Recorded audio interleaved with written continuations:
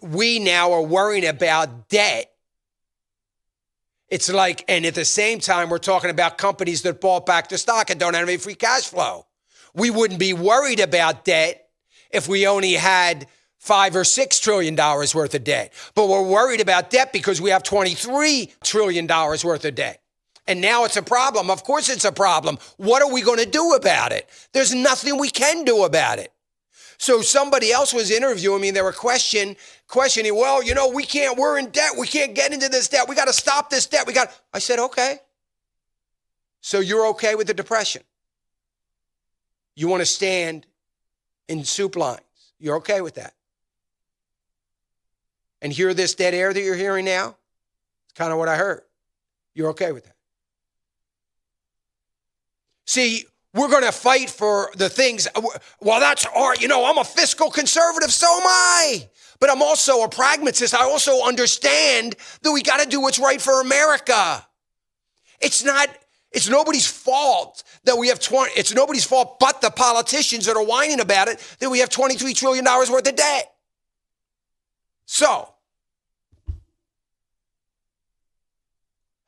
my solution is, and I wrote this in an article, you can find it. It was published by a Town Hall on Friday. It was published. But look, I wrote about this very same thing again. And I said, look, we should be helping corporate America so that corporate America can survive, can help all of us, like the small businesses that are making hand sanitizers, like the large businesses like Honeywell that are making masks now. They're not in the business of making masks. Like the large companies like GM that are making ventilators. Look, we need to help those companies as they help us in this crisis. They need aid. It wasn't their fault that we had a pandemic. Now, what do? Do we try to avoid?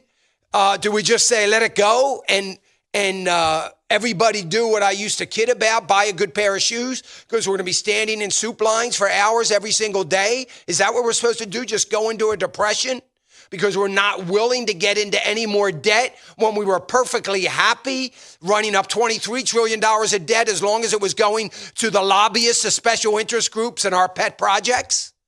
Is that what we're supposed to do? It's aid. We're bailing out America. It's the only bailout we're doing. Should we bail out those companies that we bail out? Should we just give them money? No, I think, and this was my solution. Let's let them issue warrants or take ownership in the companies. Well, I thought you were a capitalist. I thought you were for free market. I am.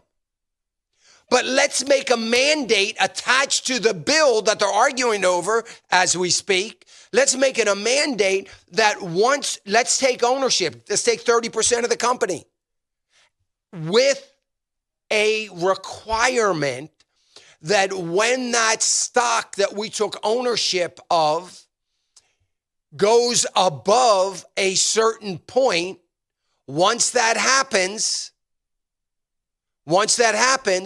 we sell it. Not because we think it would be a good idea or not because we want it. There's no question it's a mandate. It's got to be sold. But here's the ticket. There has to be a provision in the bill that money has to go to offset the additional debt that the nation has incurred. That's what we've got to do. So we add $5 trillion. We got to look at a way that we can earmark those profits that we will make to pay back the debt. That's what we should have done during TARP. Everybody talks about we made money during TARP. Who made money? Who made money?